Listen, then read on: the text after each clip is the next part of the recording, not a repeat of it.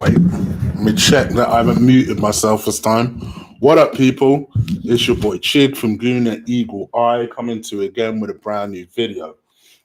This time it is late night with Chig, where I talk to you about Arsenal related news. Pure and simple. It is what it is. Now, I've faced a lot of comments, shall we say, strong comments for my last video. I'm not really sure why. I made it pretty clear in that video that, me and Lee are different people. I'm not Arteta out. I don't see why I should be Arteta in. I support the team, and that's my bar until I'm given any reason to change my mind. So I support the team. If Arteta is the guy, let's see what happens. I made that very, very clear, and I'm going to keep reiterating that, particularly as we go down the story. Now, let's go. 3 stories I want to touch on, all very interrelated. I'm sure you know what they are by now, but let's get cracking. Arteta. Now, I think a lot of people, because I'm not going to say I broke the story because I get cringy when I hear me say some stuff like that. But obviously, I was one of the first people to come out with the fact that Arteta had actually agreed his contract a couple of days ago. So a lot of people subsequently then asked me, so what's happening? Do you not know our club?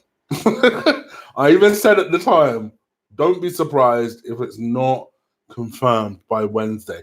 I must admit, even I thought it'd be confirmed today. What was a real telling sign, though, that this deal is happening is the fact that Freddie was supposed to have a press conference today. That press conference was cancelled.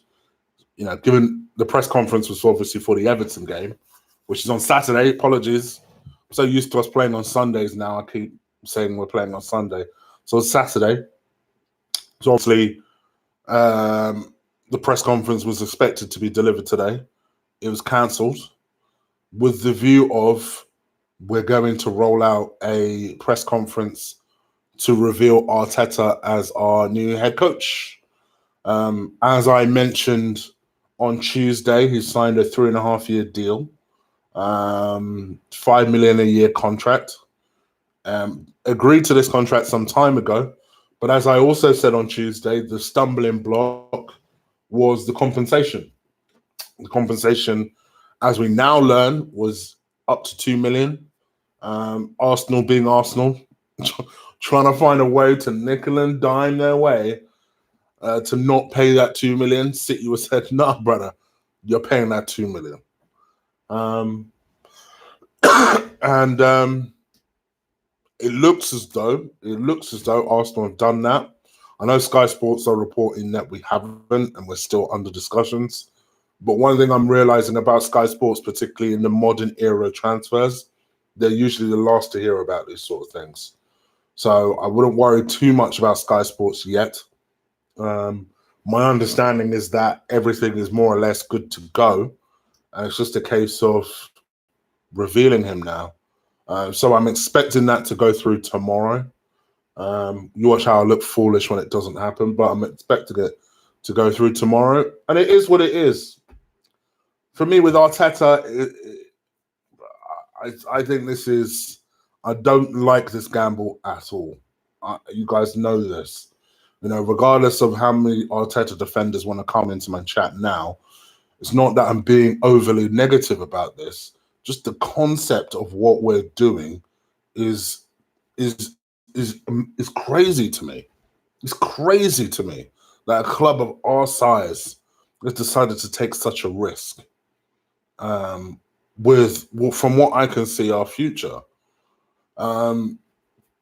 It almost feels like, and I don't know if you guys get this impression as well, and big up to 98 people watching. Please do stick a like on this video just to help more and more people join the discussion here.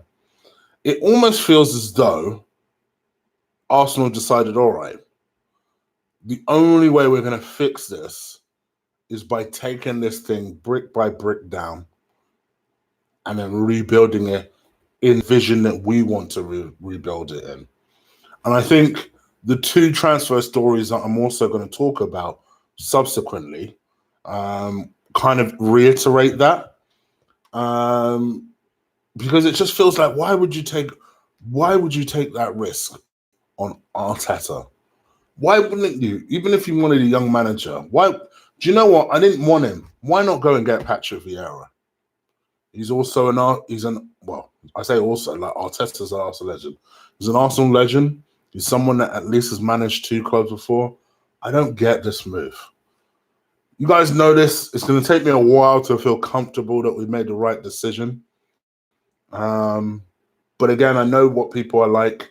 They'll see me complaining and then they'll say, oh, there you go. There's another one being negative. I'm not someone, my typical character is I'm not someone that goes into a situation blind and tries to pretend to be happy in spite of glaring risks. I'm a risk manager. That's what I do in my job in HR. I'm a risk manager. If I see risks, then I get agitated. It's literally what I do. So for all those people that are getting so overly aggressive because I have a different opinion to you, you guys need to learn to control your emotions. It's not that deep. For me, I'm just expressing my opinion on this situation. This is a big risk with potential big consequences for a team that ain't that far away from relegation.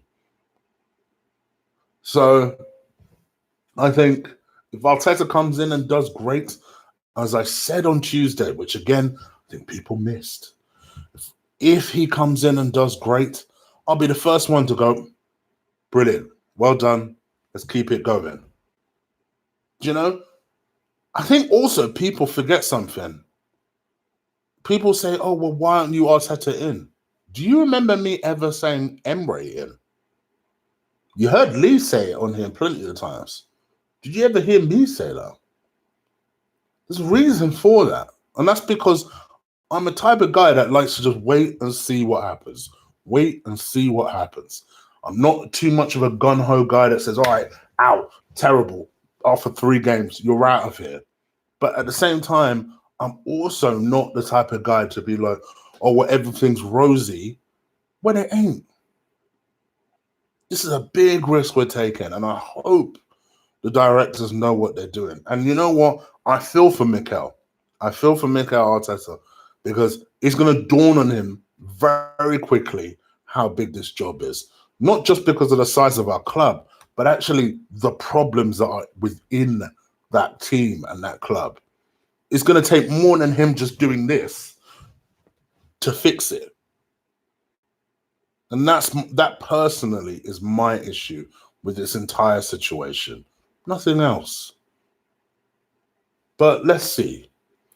One thing I seem to like is that he seems to be making quick decisions, or because you would imagine that the 2 stories I'm going to talk about, someone has discussed it with him prior to action being taken. And that is, first and foremost, Mesut Ozil. Big story broke this afternoon about Mesut Ozil being close to a loan to the infamous Fenerbahce. Remember Fenerbahce, who we were trying to flog him to this time last year in the summer? Well, it turns out all of a sudden they're ready to loan him. Obviously, with Mesut, obviously, I think his performances recently have been poor. And then obviously coupled with the fact of his recent comments about China. And I think the club don't need to lose no China business. Let's be real. I feel like this has driven it. This has driven them to, show Mesut the exit. Because obviously, for anyone who doesn't know, I also get a lot of business from Asia. China is a lot of people. And obviously, this past weekend, they withdrew their coverage of the Arsenal game. That's going to hit Arsenal heavy in the pocket. So if it's a choice between keeping Mesut Ozil or keeping China coverage, it's no contest. I don't care how much business Mesut Ozil brings in elsewhere. You know, and to me, I'm not going to get into the politics of what Mesut Ozil did. Maybe there was some, I'm not going to pretend like I know the Muslim culture well enough to be able to comment on that situation. But when I saw I saw it straight away. When I saw his, I think it was his Insta released it on first. I was just like, bruh, come on. You know this is going to cause problems. And lo and behold, it caused problems. And now they're talking about this Fenerbahce link. I'm hoping it will close. Because I ain't going to lie, part of me still feels like it will fall through. Because, Mesut Ozil's wages is not a small thing. And to be able to shift him off these wages, we're going to have to really subsidize his wages as much as possible to be able to force through the move. From my perspective, if we're able to do it, if we're able to close out this deal to loan out Mesut Ozil, I think that's the beginning of the end for his Arsenal career. And I know a lot of people will say, oh, well, what do you mean, Chig? It's just a loan. It's a 6-month loan at that. Yeah, but that's the way it starts, isn't it? I think what Arsenal are hoping is that he enjoys himself out in Turkey and won't want to come back, because I think Turkey is the one place where he's completely adored. I think, I know a couple of Turkish friends have said that, the press generally will be much more favourable to him. I think he'll enjoy it out there. And who knows, if he comes back in the summer, he might decide he wants to go to America or something, because I know that's also an ambition for him.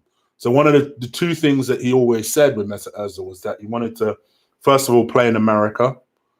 Sorry, he wanted to, first of all, play some part of his career for Fenerbahce in particular. He's always said that. And then the other thing he said is that, he didn't say this specifically, but people close to Mesut Ozil believes he wants to finish his career in America, predominantly because he has a coffee chain. Well, I say chain. He's got 2 shops, one of them in London. And if like he can grow it over there, obviously Americans are very big coffee drinkers, so it just makes sense. So yeah, for me, it's a shame with Mesut. You guys have seen me rant about him many, many times on this channel. And it's the potential that never was. I've said it before and I say it again. He's the only 31-year-old where people constantly talk about his potential rather than what he's actually doing. He's the person that people always say needs to play with X, Y, Z instead of just playing with who is around him. He was never a player that I believe Arsenal depended on.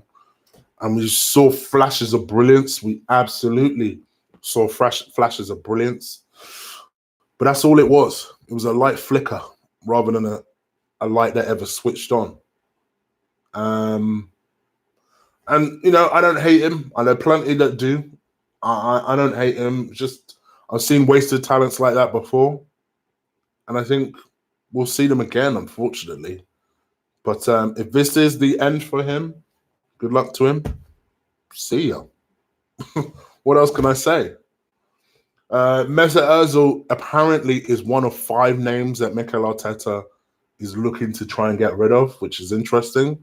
That he has this opinion straight off the bat. I guess he was watching the game very closely last week. The other names being Mustafi, surprisingly not Granit Xhaka, would you believe?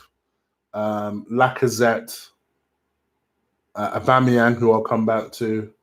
And I remember there was one more. I can't remember who it was. Genuinely. So let's talk about our captain, Aubameyang. I'll tell you what, Arsenal captains are cursed. It is a curse.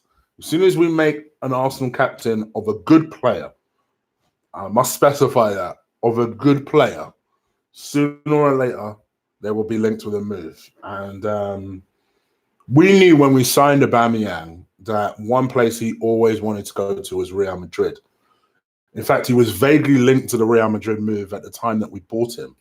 And it's a dream move, particularly for his dad. He always wanted his son to play for Real Madrid. I think there's actually some other sentimental reasons there. So he's always kind of been vaguely linked with the move over there.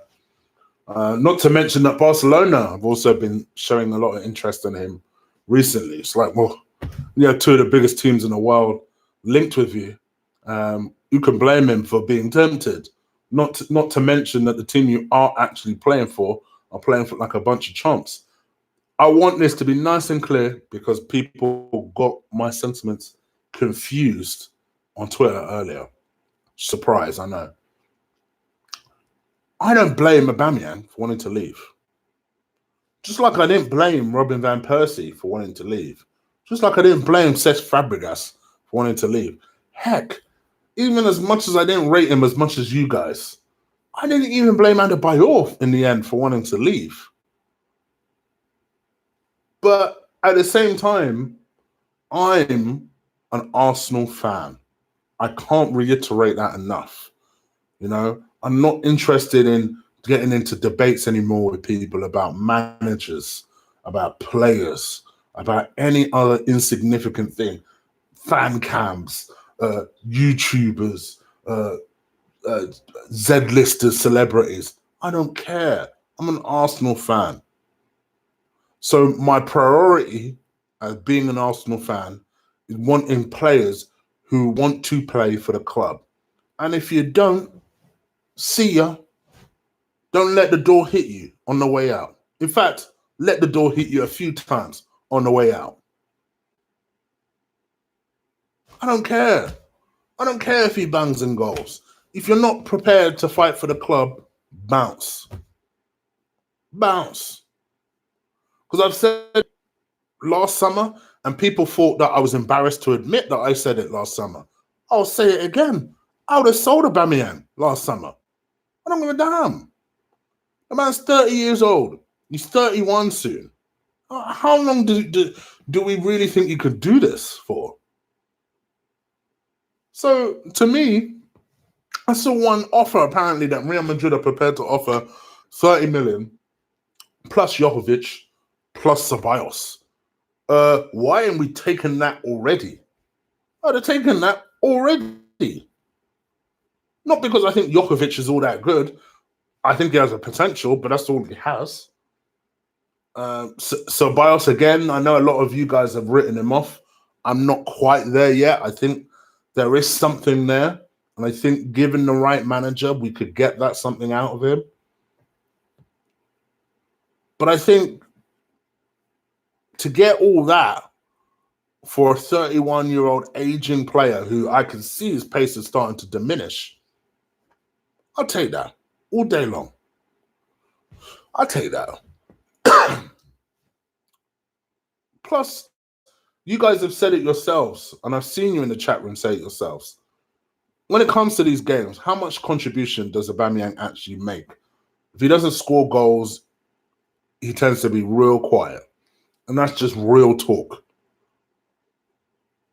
So I think if you can find a way that you can make that Aubameyang sale work for you, and I must reiterate for anyone who is just tuning in, he apparently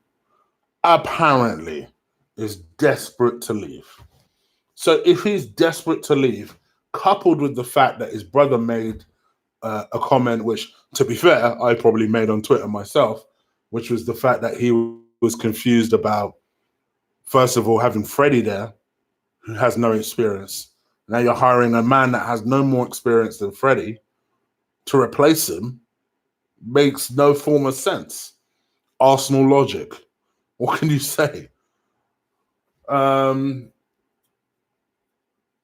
he's as confused as the rest of us. But obviously, we as fans don't need to be hearing from the captain's family about their, albeit honest, opinion about our very difficult situation. Our fan base, I said it before and I'll say it again, it's a very toxic, volatile, aggressive environment. Sometimes you see it in this chat room. Sometimes you see it in other chat rooms. And you most definitely see it on Twitter. The last thing we need to be seeing is things like that. We need things that are going to unite us. And if we can't rely on our, just the same way I hammered Granit Xhaka for doing what he did, you're meant to be a uniting figure if you're the Arsenal captain. If you can't do that, then pass the banner, bruh.